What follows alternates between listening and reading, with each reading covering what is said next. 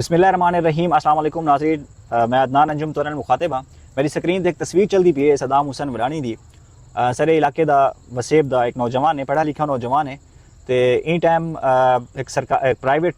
School private academy teaching करें और सियासी वाबस्तगी इमरान खान नाल पाकिस्तान तहरीक इंसाफ नाल है। 27 जुलाई को चोटी पुलिस ने को गिरफ्तार किए और अज 13 अगस्त ते वीडियो बनाने का मकसद ये है कि साढ़े इलाके दे विच ई तरह का रिवाज ना हा जिमें हुण चलदा पे। एक आम जी वर्कर एक पुरअमन वसेब उतां चोटी पुलिस की तरफों या असां को फार्म 47 जी हुकूमत है या अपोजिशन तो मैं दसा कि अपोजिशन के उत्ते इतना हरैसमेंट इतना गिरफ्तारियां।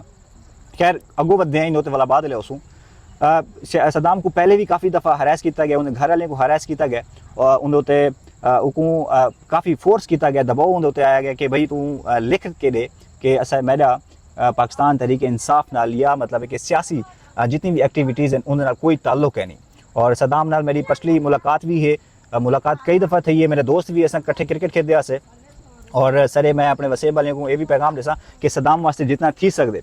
आवाज़ चो, जालिम के खिलाफ जितना थी सकते आवाज़ चो। ताकतवर को सिर्फ आज़ाद रूहें कने डर लगते, ठीक है ना। जरा भी नौजवान जी आज़ाद रूह हो सी, जरा आइन कानून वास्ते आवाज़ चैसी उन्हें को बुरा लग सी, उनके ये लाजमी ई तरह के मुश्किलात होसन। और इन टाइम सदाम दोते ठीक है गिरफ्तार कर किते ने। अच्छा मैं तो दसा कि ई गिरफ्तारी का मकसद क्या है। इमरान खान ने 5 अगस्त को कॉल ली थी कि 5 अगस्त को प्रोटेस्ट किया वैसी। उन्हें बाद सदाम ने काफ़ी मोबिलाइजेशन की थी ये अपने इलाके के पोस्टर चाहते लोगों को आखी कि 5 अगस्त को अस निकलने प्रोटेस्ट वास्ते निकलने। जी मेरी ख्याल से एक गाल साढ़े जी हुकूमती जमात है मुस्लिम लीग नून या साढ़े जितना मतलब कि हुकूमती इदारे हैं उन्हें को शायद ये नागवार गुजरी है।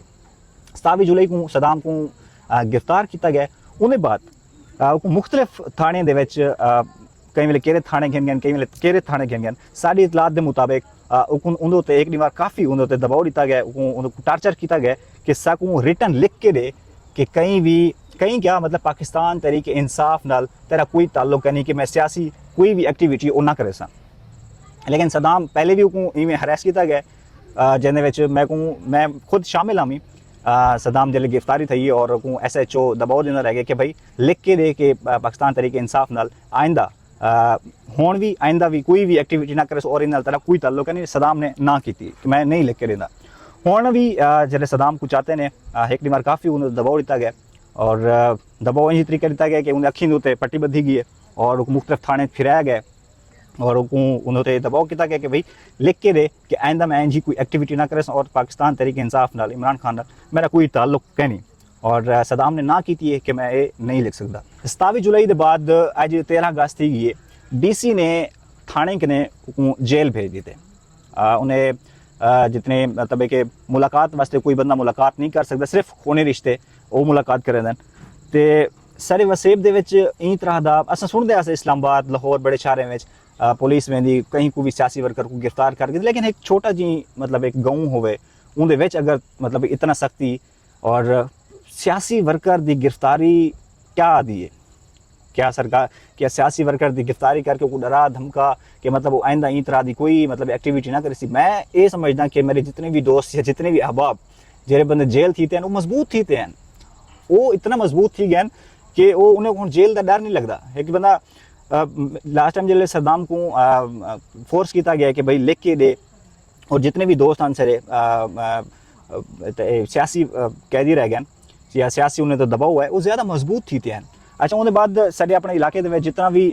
पाकिस्तान पीपल्स पार्टी दे और जमात इस्लामी दे कुछ सारे दोस्त हैं जिन्हें मजम्मत की थी है जिन्हें सर फहरिस्त मलिक रमज़ान कादिर और दूजे भी काफ़ी जेरे पाकिस्तान पीपल्स पार्टी के जेरे वर्कर्स हैं उन्हें भी मतलब मजम्मत की थी कि इन तरह की गिरफ्तारी नहीं होनी चाहिए। मैं ये समझदा कि पाकिस्तान मुस्लिम लीग नून के जेरे इन टाइम वर्कर्स हैं कि उन्हें को बाकी जितनी भी जमात पाकिस्तान तहरीक इंसाफ की जितनी भी एक्टिविटी है कोई भी किसी सारे दहशतगर्द लगते हैं। मतलब कोई कम करते हैं दहशतगर्द हैं। कोई भी सरदार कोई भी सारा MPMN 6 MPMNs हैं सारे इलाके के कई बंदे भी आवाज़ नहीं की कि यार सियासी वर्कर को मतलब इतना टार्चर इतने डिमांड थी गए। एक बंदा शरीफ खानदान, ठीक है ना, शरीफ बिल्कुल शरीफ खानदान है, अपने कम न कम सियासी प्राइवेट स्कूल टीचर है और तकरीबन 2 हफ्ते थी गए वो बंदा जेल है। अच्छा एक सियासी आम वर्कर को ई तरह टॉर्चर करते इतने डी बाहर जेल रखन मैं फॉर्म 47 के जितने भी इन टाइम MP MN हैं या मिनिस्टर हैं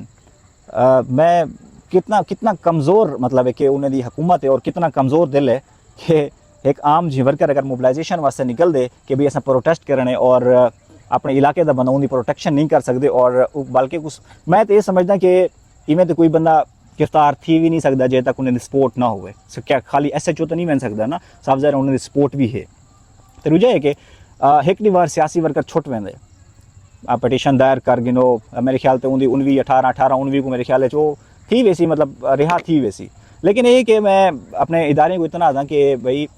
ठीक है अगर तुसा गिरफ्तार की प्रोटेस्ट ना करना है जो भी मतलब एक दफ़ा लगे पे आई 5 अगस्त तक बस 5 अगस्त तक गिरफ्तार उनके बाद छोड़ दियो यार रुकूँ। अच्छा मैं आखिर इस गाल को मुकेसा और मैं एक भी चीज़ काफ़ी खुद सोचे ना कि मैं सुनना कि सरदार तुमन सरदार और 70 सालें कने इक़्तिदार अचन मतलब है कि इक़्तिदार या मतलब कज़न कने वेंदे या उन्हें कने आंदे मतलब इवें ही कोई ब्याह त्रीजा बंदा नहीं आंदा मैं अगर तुमन सरदार ग्रावां तो DG खान चोटी ज़हरीन राजनपुर सारे तो हिके भी मतलब एक रिश्तेदार ही होंदन तो अफसोस ने कि एक छोटे जी वर्कर सियासी वर्कर मतलब जैसे शऊर आ वेंदे उन्हें को इतना डर लग वेंदे कि उनको जेल उन्होंने तो इतने सख्त हैं इतना हरासमेंट उनकी फैमिली को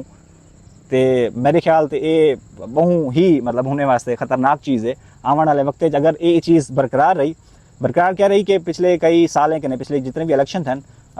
सारे अपने सिटी दे जितने भी पोलिंग स्टेशन मैं नहीं डिठा कि पुराने जितने पॉलिटिशियन हैं वो अपनी मतलब एक सीट उतो जीत सके हुए और इन लोगों को सोचना चाहिए ये चीज़ कि अगर कि असा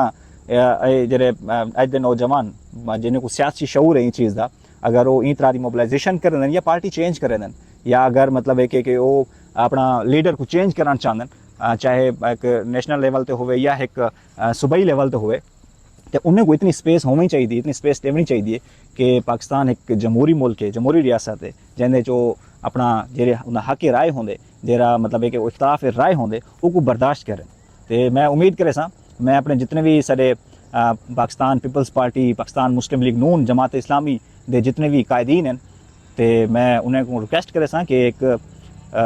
सियासी छोटा जी वर्कर एक गाँव का एक वसेब का अगर उनके वास्ते तुसा आवाज़ चाह गिनो तो सारे वसेब काफ़ी तब्दीली आ सकती है तो मैं इवें आवाज़ चाहना रह वैसा और मैं अपने इलाके दे लोगों को भी ये पैगाम देसा कि मैं एक पहले भी तो वो आखे कि ताकतवर को हमेशा आज़ाद रूहें को डर लग दे ठीक है ना और तुसा आज़ाद बढ़ो आवाज़ चाहने वाल कशन नहीं थी ना ज़्यादा ये 2-4 इमार जेल उन्हें बाद वला आज़ादी तो अपने होस्ट अदनान को इजाज़त जो अल्लाह हाफिज़।